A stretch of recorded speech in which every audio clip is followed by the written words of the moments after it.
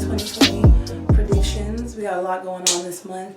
I really see the energy being a lot more relaxed, especially because we're in a storyline, the North Node axis, which has been in Cancer and Capricorn since 2018, is rounding up. That's right, we're getting an ending to whatever area that's affecting your chart. With Cancer and Capricorn, it's been a big deal, and we're going to end that energy on the 4th or 5th of July, depending on what part of the world you're in, with the lunar eclipse in Capricorn.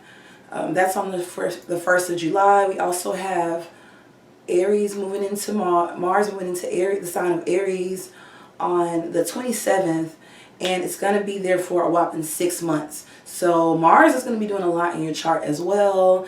We also have a new moon in the sign of Cancer, which signifies a blue moon, because this will be the second new moon that we'll be having this year, which is pretty rare. And yeah, let's just get into it. We have a lot of new energy coming in the sign of Cancer, as well as Mercury coming out of retrograde and Venus now being direct. Let's get into it. Hey Scorpio rising, welcome to your July 2020 forecast. So for the 1st of July, we have Saturn going retrograde. This will be in your 3rd house of short distance travel, of communication, of siblings, of communication, of of internet, of you know, like our immediate environment, neighborhood.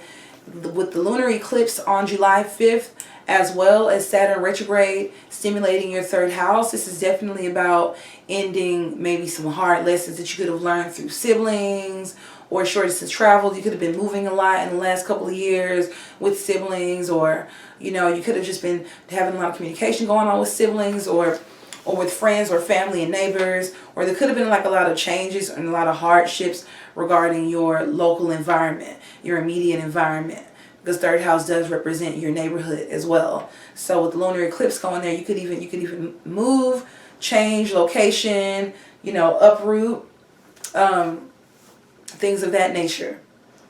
We also have the new moon in Cancer in 28 degrees on July the 20th. That'll be stimulating your 10th house.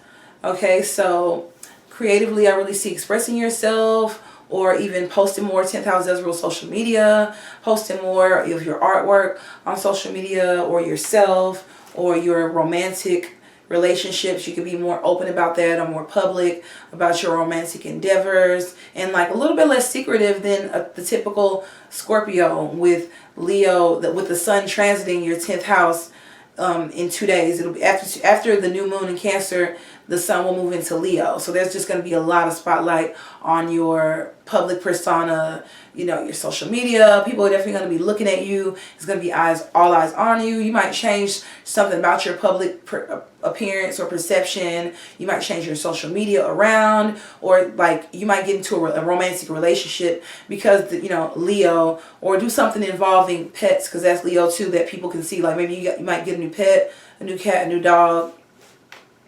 And then we also have Mars in its home sign of Aries for 6 months, because it will be in retrograde. Now Mars has been the 27th.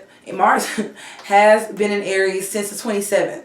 So if since June 27th you have noticed that in the area for you of everyday routine, if that's been shaken up, if your daily life has all of a sudden got a little bit more exciting, a lot more passionate, a lot more drive, you could even get a job, land a new job around this time. You can start a new work routine, start a new daily schedule. 6th house does represent small pets as well. So maybe you could get into pet sitting, house sitting. You could inherit a small pet, or start watching someone's pets full time. You know, maybe you boot up with someone and their routine changes, so you have to start watching their pets while they're at work and you're at home. Getting back to this lunar eclipse happening in your 3rd house, this has been a long transit. This hasn't been lightweight. This has been Capricorn and Cancer hitting your 9th and 3rd house for the last 2 years, since 2018. So you could have all of a sudden randomly find yourself moving in with siblings, or out on your own, going from living at home with family to now living on your own, experiencing life just away from home and away from the familiar, away from the neighborhood and the city that you find yourself growing up in. You could have found yourself getting an education abroad, you know, going out of town or out of city or state to study. And now this is the results of that work. So going back to that, to Mars and Aries transiting your 6th house, I get the feeling like you'll be able to put in what you learned in school into your everyday work practice. Like I said, maybe you land a job, maybe an internship, but maybe in some way you're definitely going to be serving others, and maybe you're going to be able to contribute back to your local environment, to your family or to your neighborhood, based off of the knowledge or what you might have gotten in the outside world, the education you might have gotten. You're putting that to good use. That's all I have for you this July. Good luck, Scorpio.